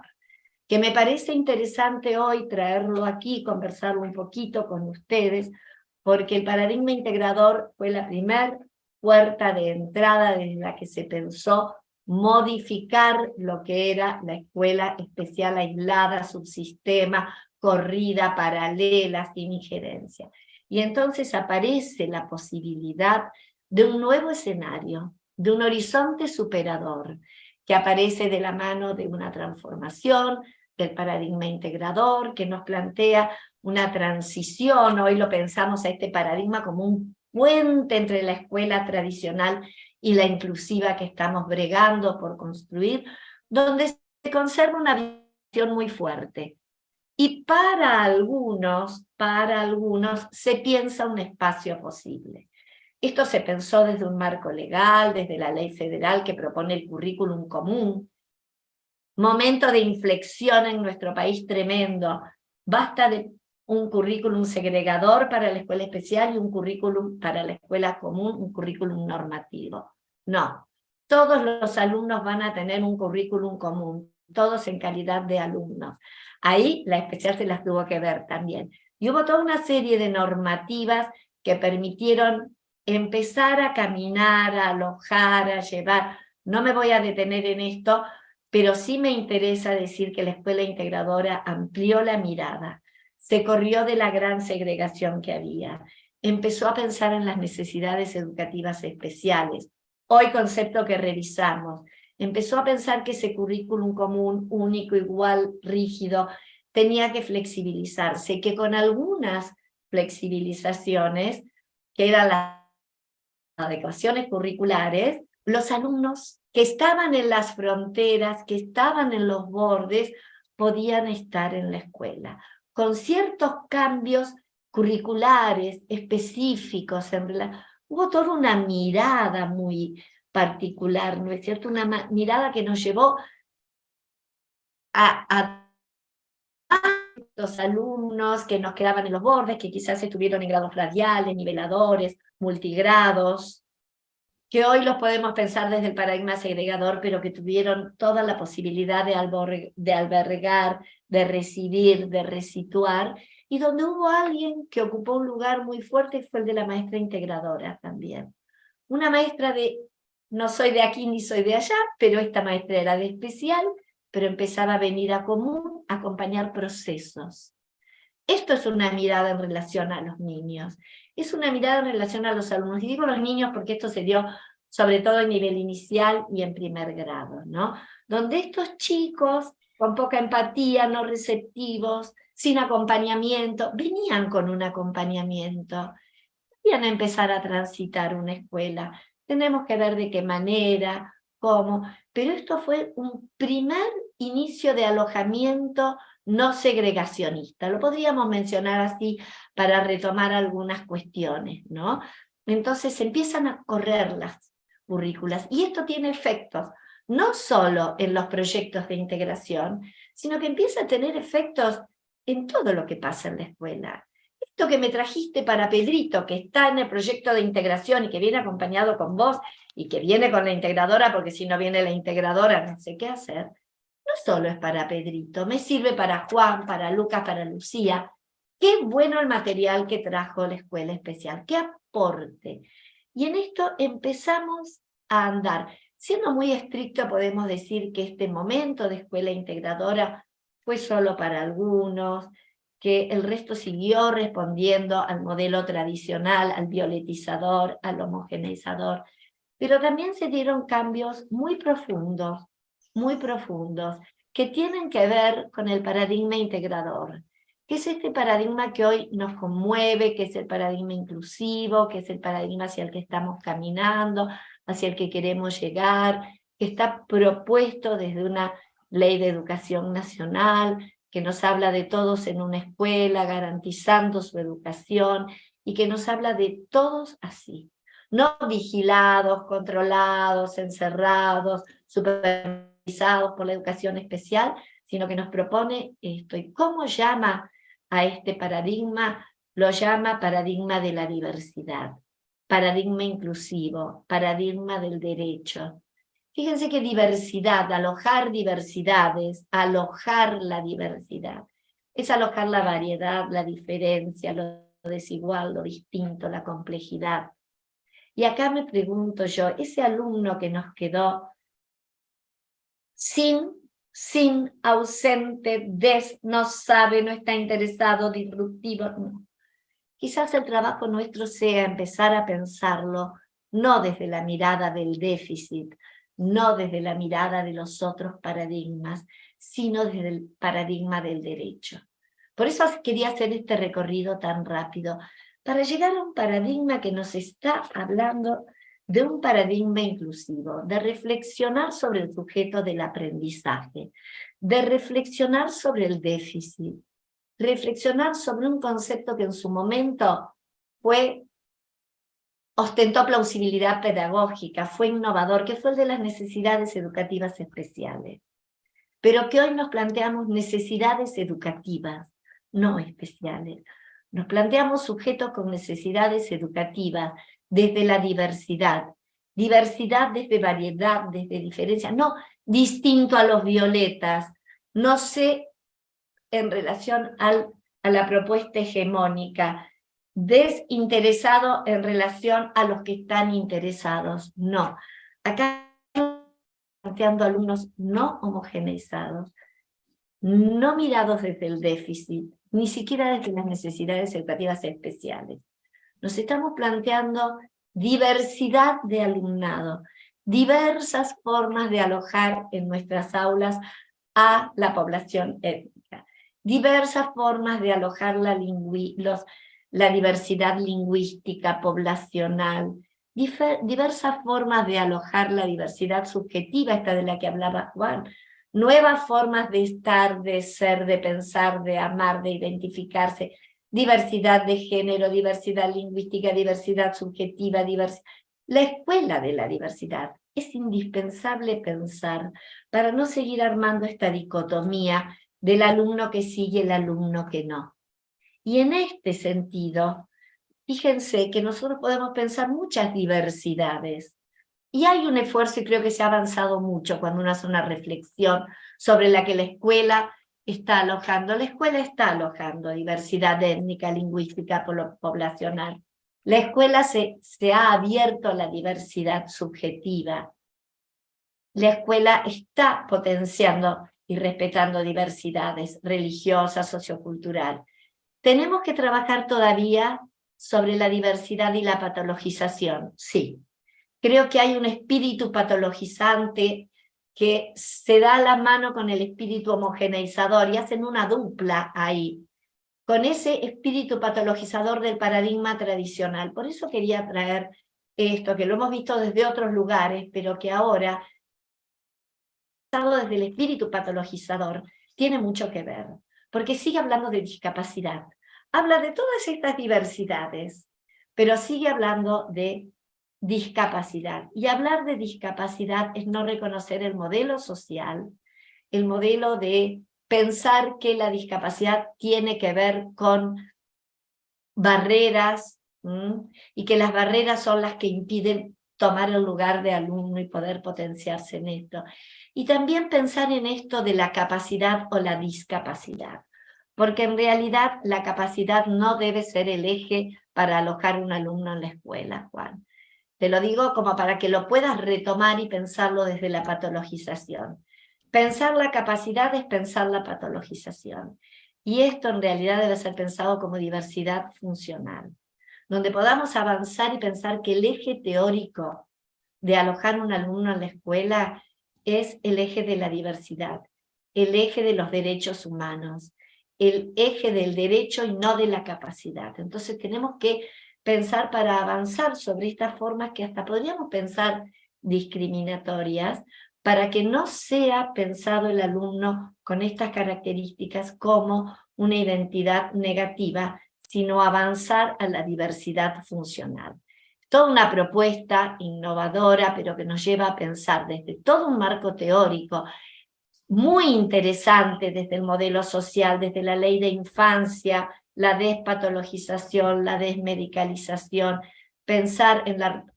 yo pensaba en la 311/16, federalizada con fuerza, que sé que la provincia lo ha hecho, para avanzar hacia escuelas inclusivas. Escuelas que piensen en accesibilidad, en pensar barreras, en ajustes, en ayudas, en diversificar. ¿Para qué? Para que realmente podamos superar lo que tenemos como idea de el alumno que no puede, no sabe, entenderlo desde el paradigma del derecho. El derecho a estar, el derecho a participar, el derecho a tener un atravesamiento cultural con todos, el derecho a pertenecer. Pero para poder alojar, somos nosotros quienes tenemos que hacer un cambio muy grande, repensar nuestras prácticas, repensar el lugar desde donde pensamos los alumnos, y poder situarnos realmente desde cuestiones que tengan que ver no con la homogeneización, sino con la heterogeneidad de los alumnos que pueblan las aulas, que podamos diversificar propuestas, que podamos pensar en aprendizajes interaccionistas y colaborativos, y que podamos corrernos de pensar este costado que acá estuvimos armando, como alumnos con problemas, y situarnos nosotros, salir del problema de aprendizaje y pensar en los problemas de alojar y de enseñar. Problemas para alojar y enseñar. Y acá creo que podemos avanzar, Juan, con esta nuevo aporte tuyo, pensar en enseñar y alojar a todos. Por eso yo dejo de compartir esto que hice como una mirada general, y de este paradigma de la inclusión, paradigma del tercer milenio, paradigma del derecho, que tenemos, les diría casi que exceso de normas y leyes, pensar cómo llevarlos al territorio.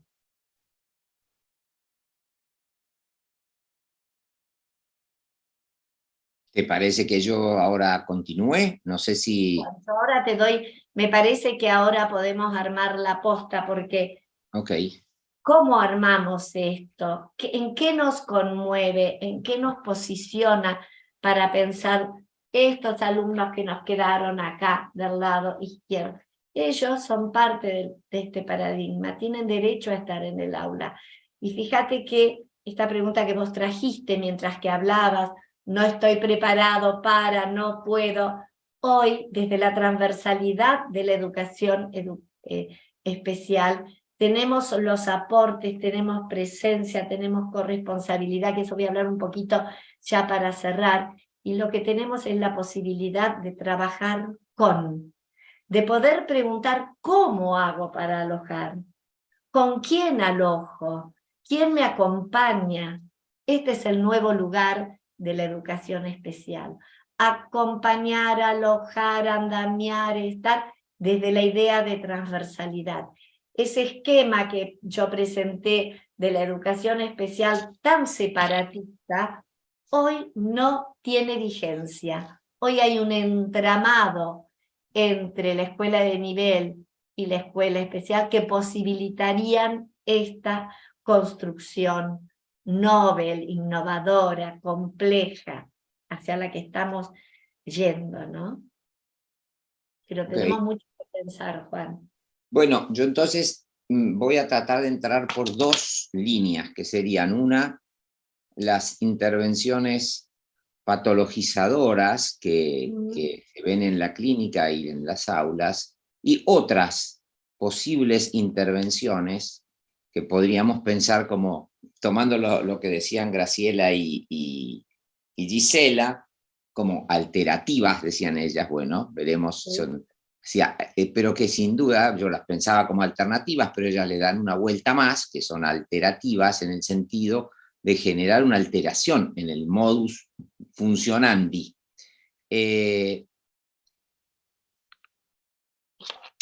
A ver, primero les quiero contar este ejemplo.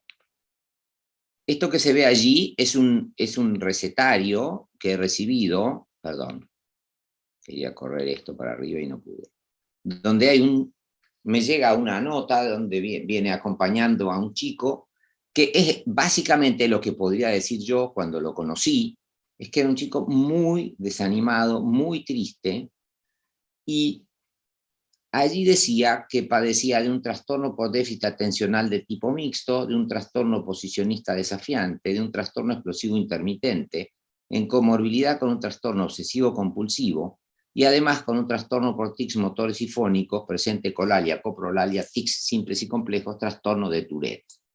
O sea, había 5 clasificaciones que hablaban de este chico, pero ningún diagnóstico, porque yo ahí establezco una diferencia clara que en todo caso podemos después desarrollar, entre lo que es una clasificación y un diagnóstico, lo que es una etiqueta, y que no decían nada sobre lo que le pasaba.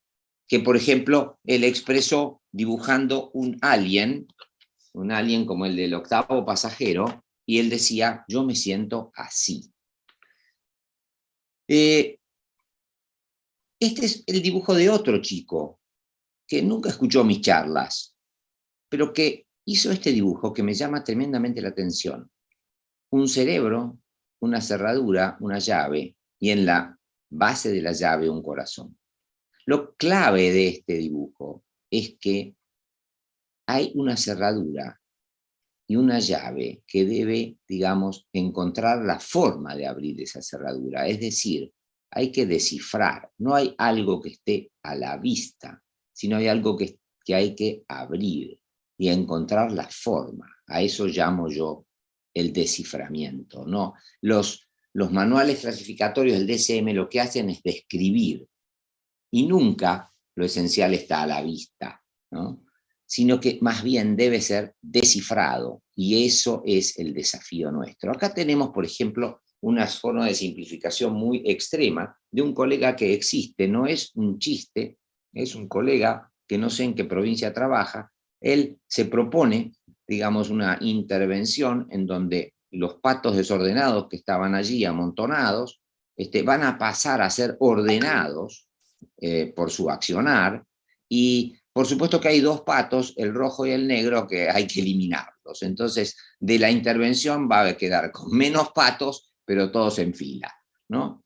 Este sería como un modo extremo de intervenir patologizando.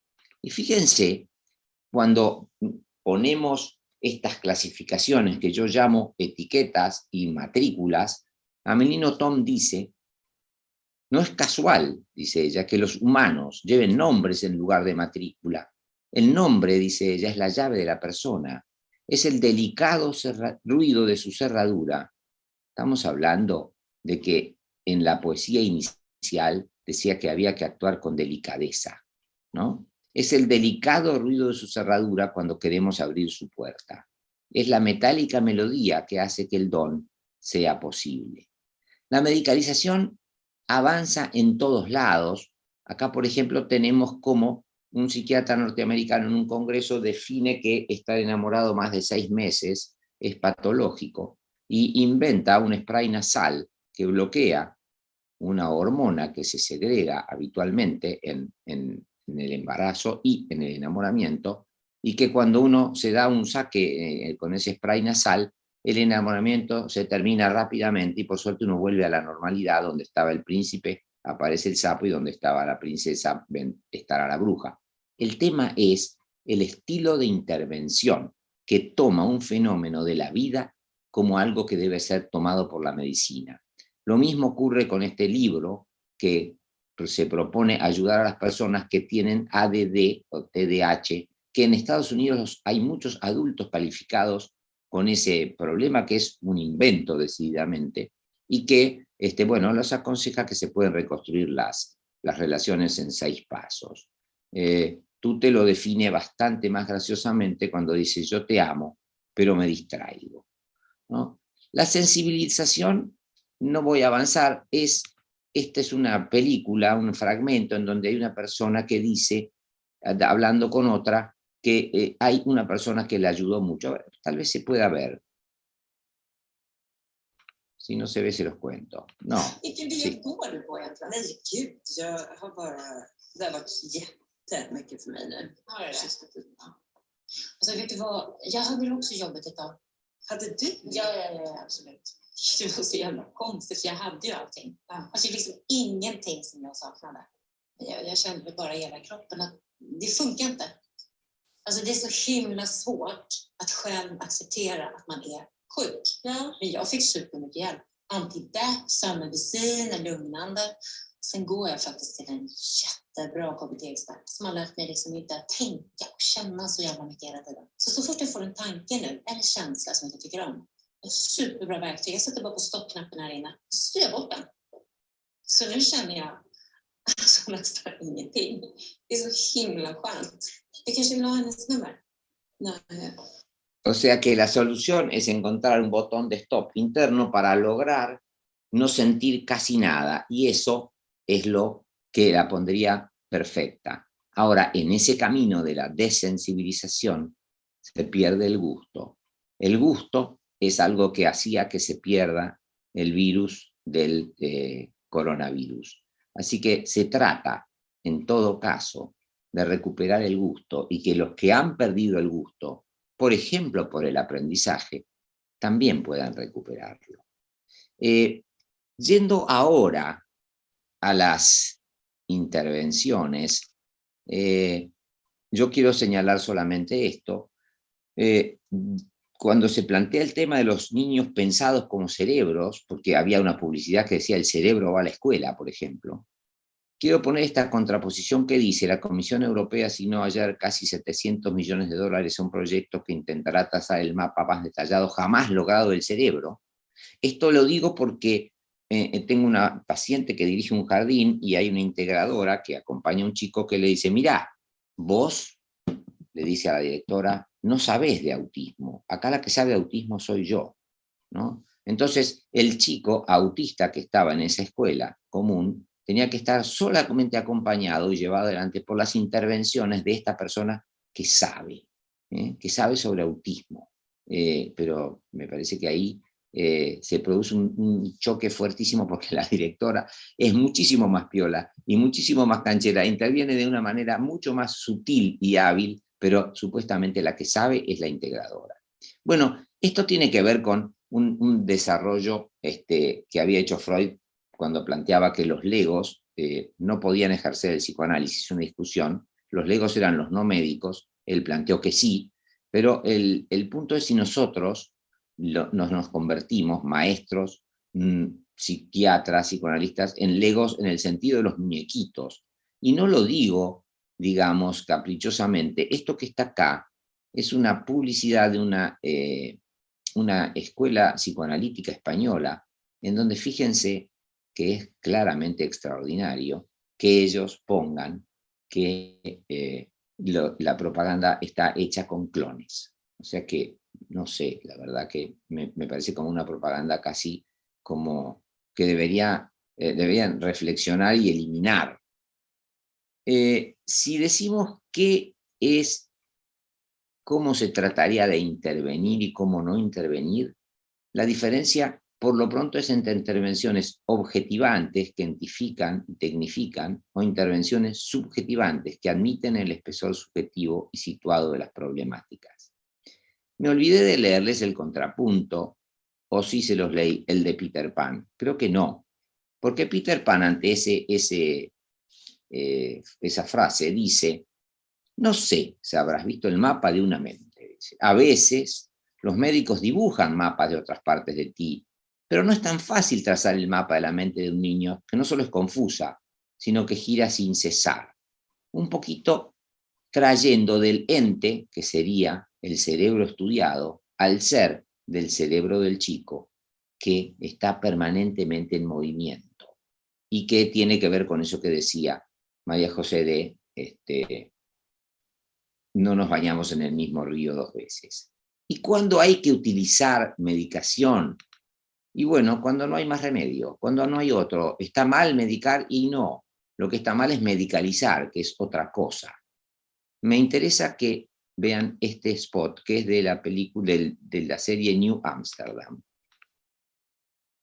Aquí tengo una receta hecha por una persona, colega, para un pacientito que tomaba 5 medicamentos.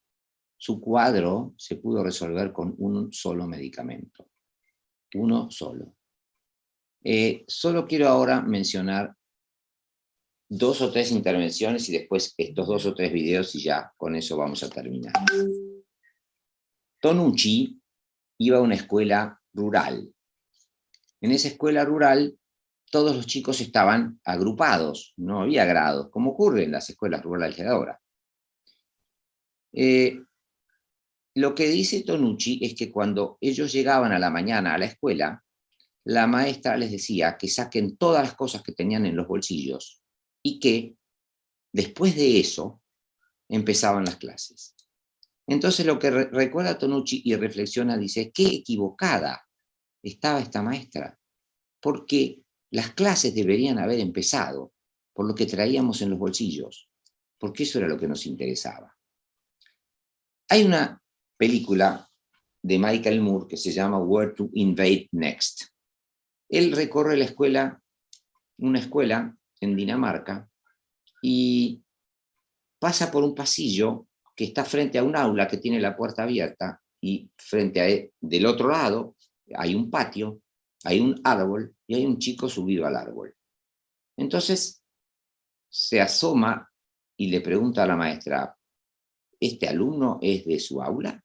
Sí, le dice. ¿Y por qué lo deja que esté allá afuera? ¿No está aprendiendo? No, le dice la maestra. Él está subido al árbol y cuando venga nos va a contar varias cosas. Nos va a contar de la textura del árbol y entonces vamos a hablar de botánica. Nos va a contar de los bichitos que había en el árbol y entonces vamos a hablar de biología. Nos va a contar del miedo que le daba caerse y entonces vamos a hablar de la ley de gravedad. No hace falta aprender solo en el aula.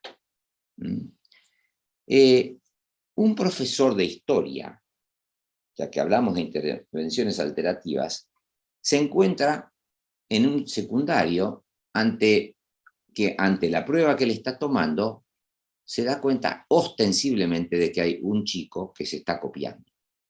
Se está copiando y entonces se acerca a él, lo descubre y ve que tiene un machete y levanta el machete y lo muestra ante todos los alumnos. Entonces el chico obviamente piensa que, bueno, que está en el horno, que le van a poner un 1. Entonces el profesor agarra y dice, ¿saben qué vamos a hacer? Dice, vamos a parar con esta prueba hoy. Yo les voy a tomar esta misma prueba la semana que viene, pero ustedes van a tener 2 notas para esta prueba. Una nota va a ser la de la prueba, que hagan y me entreguen. Y la otra nota va a ser la del machete, que cada uno de ustedes me tiene que entregar junto con la prueba. Cada uno de ustedes tiene que hacer un machete. Y me lo tienen que entregar. Cuando se produce todo el tema del TDAH, tenemos este diálogo entre Merlí y una profesora. Otra profesora tiene un hijo que parece que tiene TDAH también, que después lo van a ver.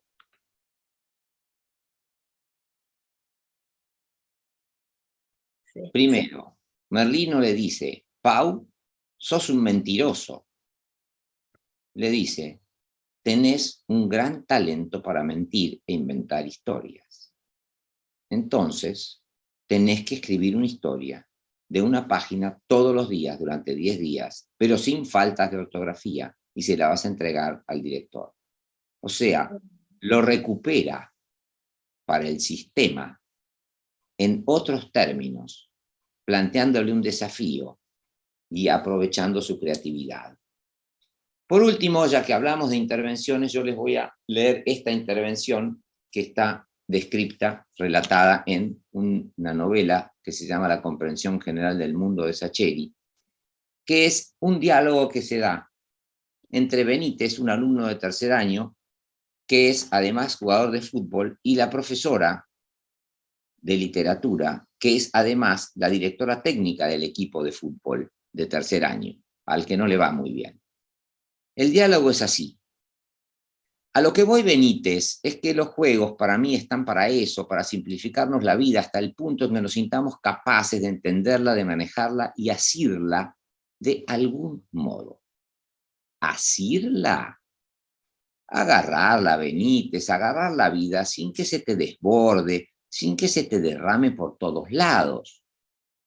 Me parece que no le entiendo del todo, profe. Retoma. El fútbol, dice, pero no solo el fútbol, el juego, cualquier juego, dice, nos provoca eso, unas pocas reglas, este juego se juega así. ¿Seguís sin entenderme?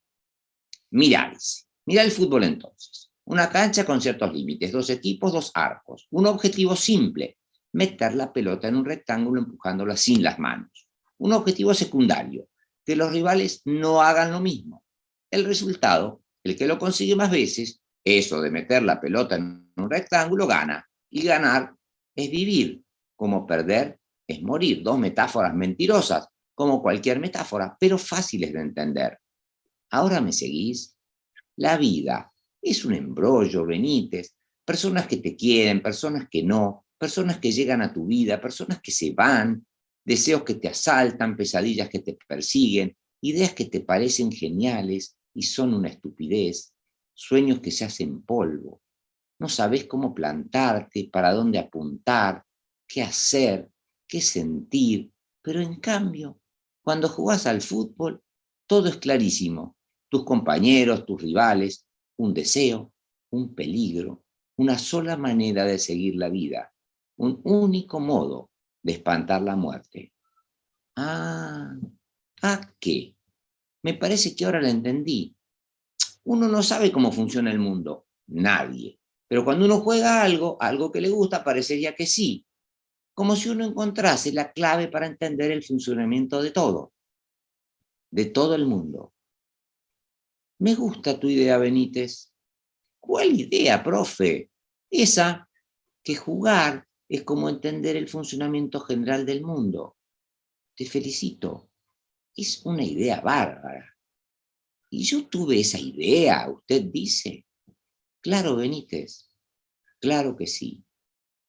Bueno, acá tenemos un ejemplo de tiempo donado. Un ejemplo de tiempo donado, Sí. de idea donada y de tiempo donado. A eso me refiero con ser creadores de posibilidades. Exacto, Juan. Cuántas cosas, ¿no? Y generador de posibilidades, Juan, creo que también tenemos que, revisando un poco ese hilo histórico, la escuela tradicional alojó ciertas cuestiones, pero hoy ese paradigma no es un paradigma con el que podamos pensar la realidad del 2023. Como decíamos hoy, esto es una construcción sociohistórica y estamos en otro momento.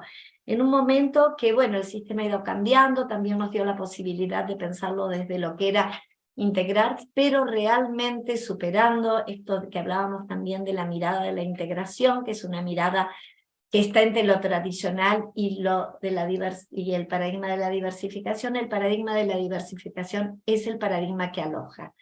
Es el paradigma que mira al sujeto, que lo entiende, que comprende que tiene un pasado, que trae cuestiones en sus bolsillos, que lo que trae en los bolsillos es interesante, que si no miramos lo que trae cada uno en sus bolsillos, no vamos a poder considerar en una escuela que aloje.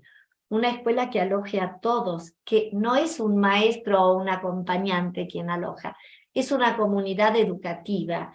Y hoy la comunidad educativa, como decía recién, hay una compañera, es necesario recuperar el gusto por el aprendizaje, pero también el gusto por el enseñar, el posibilitar, el abrir un escenario y entender que lo que transcurre en la escuela, lo que se genera en la escuela, lo que se cocina en una escuela, es irreproducible y tiene un valor real y simbólico de una cuantía para un sujeto que creo que es nuestra responsabilidad hoy hacer para que eso que se cocina en una escuela sea realmente alimento para todos, que no nos queden chicos por fuera de la escuela, ¿no?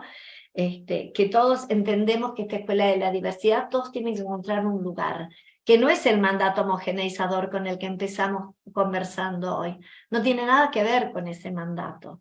Entonces es entender que todos tienen que estar alojados, compartiendo espacios, vinculándose, socializándose, cada uno aprendiendo, como decíamos, qué interesante lo que vos trajiste del ejemplo de la escuela rural, porque es lo que uno postula, una escuela multinivel, donde cada uno tenga un espacio para estar, para hacer, para aprender a su modo, con sus tiempos, con sus modalidades, con sus recursos, todos aprendiendo juntos, todos aprendiendo un lugar, compartiendo, y también compartiendo un contenido, pero de diferentes formas. Cuando uno piensa en que un contenido puede ser comprendido y alojado y entendido y trabajado de distintas formas desde un multinivel, se nos cae esto de la segunda columna tan fuerte que descubrimos hoy, el no puede, no sabe, no entiende, no aprende, se mueve, no tantos no, y más alojar. Y una pregunta que recién apareció también, yo pensaba ya para ir cerrando porque estamos sobre la hora, estas cuestiones tienen que ser pensadas desde la corresponsabilidad que nos atañe a todos, con una centralidad en lo pedagógico y en la subjetivación, no en la objetivación del alumno, sino en la subjetivación, y con una centralidad que tiene que ver también con una corresponsabilidad. Uno escucha mucho esto, bueno, no alcanza lo que tenemos, ¿cómo lo hacemos? Creo que tenemos que optimizar recursos. Tenemos que encontrar que los dispositivos son múltiples, que tienen que ser diversos, mixtos, innovadores, y entender que hay distintos niveles de responsabilidad, porque hablamos, esto que decíamos hoy, de una transversalidad dentro del sistema, ¿no? Y bueno, esta corresponsabilidad se extiende desde las altas esferas que conciernen al Estado, a las jerarquías ministeriales, que asumen una responsabilidad ética y política, y hoy nos acompaña un equipo que creo que va por ese camino, pero esta corresponsabilidad en garantizar una educación de calidad obligatoria, de calidad que no significa lo mismo para todos, sino cada uno encontrando su espacio, baja también a las instituciones educativas, a los equipos directivos, a los maestros y productor y docentes, y a los alumnos también. No podemos dejar fuera de este proceso la opinión del alumno, el decir del alumno, el deseo del alumno, el encuentro, ¿no es cierto?, con todos ellos, y entender que hay una responsabilidad que va de la mano de una cuestión ética, una corresponsabilidad que se da en un entre, en un trabajo que es en un entre, en el territorio, encontrarnos a poder compartir, pensar, trabajar para poder avanzar y para garantizar el derecho a estar construyendo y a estar de la mejor manera, como cada uno es, no con una idea de cómo es el alumno, sino recibiéndolo como cada uno es, ¿no? Como recién lo veíamos en esto que decía Merlí, que me pareció tan rico, y cómo potenció lo que en la mirada tradicional es una mentira en un saber mentir. ¿Cómo es la mirada? Creo que en ese sentido tenemos que ir caminando, ¿no? ¿Cómo miramos a los alumnos? ¿Desde dónde los miramos? ¿Desde qué paradigma estamos pensando el alojar? ¿Cómo? Bueno, y en ese sentido vamos a compartirles una serie también de preguntas que van a ser algo como una hoja de ruta para retomar cuando nos encontremos en octubre, unas preguntas que las tenemos que reformular, pero un poco es desde qué lugar están alojados estos dos alumnos, desde qué paradigma, qué tienen que ver con un proyecto institucional, qué tienen que ver con el hacer del docente. Bueno, los vamos a terminar de perfilar estas preguntas y las vamos a alcanzar y a transmitir como para seguir profundizando todo lo que ha aparecido en el chat, que es de una riqueza, nos conmueve mucho para seguir reflexionando con ustedes. Bueno, Silvina, no sé si vas a tomar vos la palabra o alguien, sé que estamos al límite del horario. Yo solo quiero decir una sola cosita chiquita. Sí. Creo que hay una situación de desafío que es esta. La escuela no puede ser la casa. Es decir, en la casa hay hermanitos, la mamá le prepara la comida, y hablaba María José como alguna metáfora gastronómica. Y le puede dar la comida a cada uno la que le gusta, porque es la casa, y se puede respetar y considerar la singularidad de cada uno, en el mejor de los casos. La escuela no puede darle a cada chico la comida como se le da a la mamá en la casa. La escuela necesariamente va a haber una cierta generalización, una particularización, no una singularización, una particularización. El desafío es que la comida no sea sosa. El desafío es que la comida esté bien condimentada, esté atractiva, sea rica. La escuela puede, estudiando un poquito más de chef, lograr una dieta muy atractiva para los chicos, que no va a ser igual que la de la casa, pero puede ser, porque no tiene que ser igual que la de la casa, porque es un espacio extrafamiliar, y los chicos tienen que aprender a habitar un espacio extrafamiliar, pero a la vez, ese espacio extrafamiliar los tiene que invitar con sabores atractivos. La escuela tiene que ser una escuela de cocina en algún punto, para servir cosas muy atractivas, ¿no? Y siguiendo esta línea de reflexión, Juan, la escuela ofrece una bandeja de posibilidades de alimentación. Claro. Y en esta bandeja está quien tomará más fruta que hidratos, quien tomará más proteínas que dulces, pero la oferta es variada y contempla a todos, y todos encuentran en esa bandeja algo que los alimente desde esta cultura exogámica. Creo que esto que vos planteás es fundante. Una cosa es toda la referencia endogámica y otra estructural es lo exogámico que transmite la escuela, que es fundamental para la constitución de un sujeto. Poder ser alojado por una institución exogámica que me diga que no soy un niño eterno, que no soy esto, pero que sí puedo ser todas estas cuestiones. Que no puedo sacar los pies del plato, pero que me ofrecen cómo meterlos. Eso es. No saco los pies del plato, pero tengo quienes me dan la mano para meter los pies en el plato, ¿no? Bueno, nos hemos ido por todas cuestiones ya muy muy hogareñas. Así es. Ya porque se acerca la hora del mediodía y estamos pensando En la comida. algo así. Que no son metáforas, no nos son bien terrenales estas cuestiones. Muy interesante, muy bueno todo lo que tuvimos la posibilidad de transitar en estas 2 horitas. Acá tenemos muchísimo agradecimiento que les hemos ido compartiendo ahí a través del chat. Muchas personas muy agradecidas con todo lo que ustedes han ido transitando en esto. Muy enriquecedor, ponen de manifiesto lo interesante que ha sido, que muchos se van pensando, que nos ha hecho reflexionar todas las cuestiones, los videos y todo lo que ustedes han ido diciendo y compartiendo a lo largo de este encuentro, así que no es menor, sabemos que esto iba a suceder cuando los convocamos a este espacio. Bueno, siguen llegando los agradecimientos que se los vamos a hacer llegar absolutamente a todos por el chat nuestro. Así que de mi parte agradecerles a todas las personas que se han sumado del otro lado, contarles que este video, como cada uno de los que, esta propuesta, digamos, que se ha transmitido por YouTube, como cada una de las propuestas que hace el Ministerio, quedan grabadas en la página del Ministerio para que puedan volver las veces que necesiten volver, cuando quieran volver. También contarles que después nos vamos a poner en contacto a través de la dirección, a través de los correos electrónicos para hacerles llegar las consignas, tanto lo que nos ha compartido Graciela y Gisela, como también esto que nos ha dicho recién María José, para que se queden tranquilos, que les va a llegar a todos y a todas, porque por ahí también estuvieron consultando al respecto.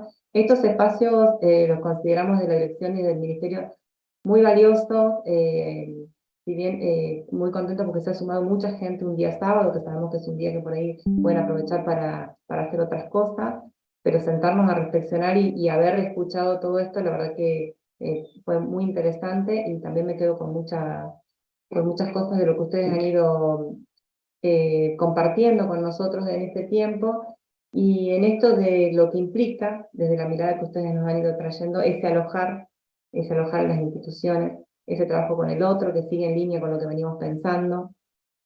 También el trabajo en la corresponsabilidad, no tiene que ver con un trabajo aislado ni solitario, y también me quedaba pensando en este ejemplo que trajeron sobre las escuelas rurales, ¿no? Como la escuela rural es naturalmente trabaja, digamos, desde esa mirada, y muchas veces el tema de las instituciones que están tan sistematizadas y tan como si tuviera que ser una única respuesta, algún único modo y demás, bloquea algunas otras posibilidades de creatividad, que me parece que la docencia tiene muchas herramientas. Yo considero que la docencia tiene muchas herramientas para ser creativos. Simplemente hay que volver a pensar en esas prácticas, volver a repensarnos y seguir pensando con un otro para poder garantizar este derecho que venimos hablando, ¿no? Y también seguir pensándonos en qué paradigma como docentes estamos posicionados para que en este camino que uno viene transitando, y en este tiempo que vos hiciste todo este recorrido histórico, que si bien, como lo dijiste, lo compartimos en otras instancias, siempre está bueno traerlo, digamos, desde qué lugar empezamos y dónde estamos ahora y hacia dónde vamos. Que podamos pensarnos también en esto, ¿no? Que para alojar tenemos que pensarnos sí o sí en este paradigma de la diversificación, que es a donde buscamos todos y todas llegar, y en el que todos y todas sean parte de cada uno de esos espacios educativos en este caso. Así que agradecerles nuevamente, la verdad que es muy interesante, me quedo con ustedes un ratito. Y nuevamente agradecerles por la generosidad, y nos encontramos en octubre de manera presencial, que a mí me parece que no nos vamos a dejar ir, se van a quedar en la provincia un poco más. Así que bueno, muchas gracias nuevamente, gracias Juan, gracias María José, y les reitero el saludo del secretario de Educación, que me pidió que se los diera, y como así también de la ministra de la provincia, así que muchas gracias. Gracias a ustedes. Gracias, que anden bien, un gusto.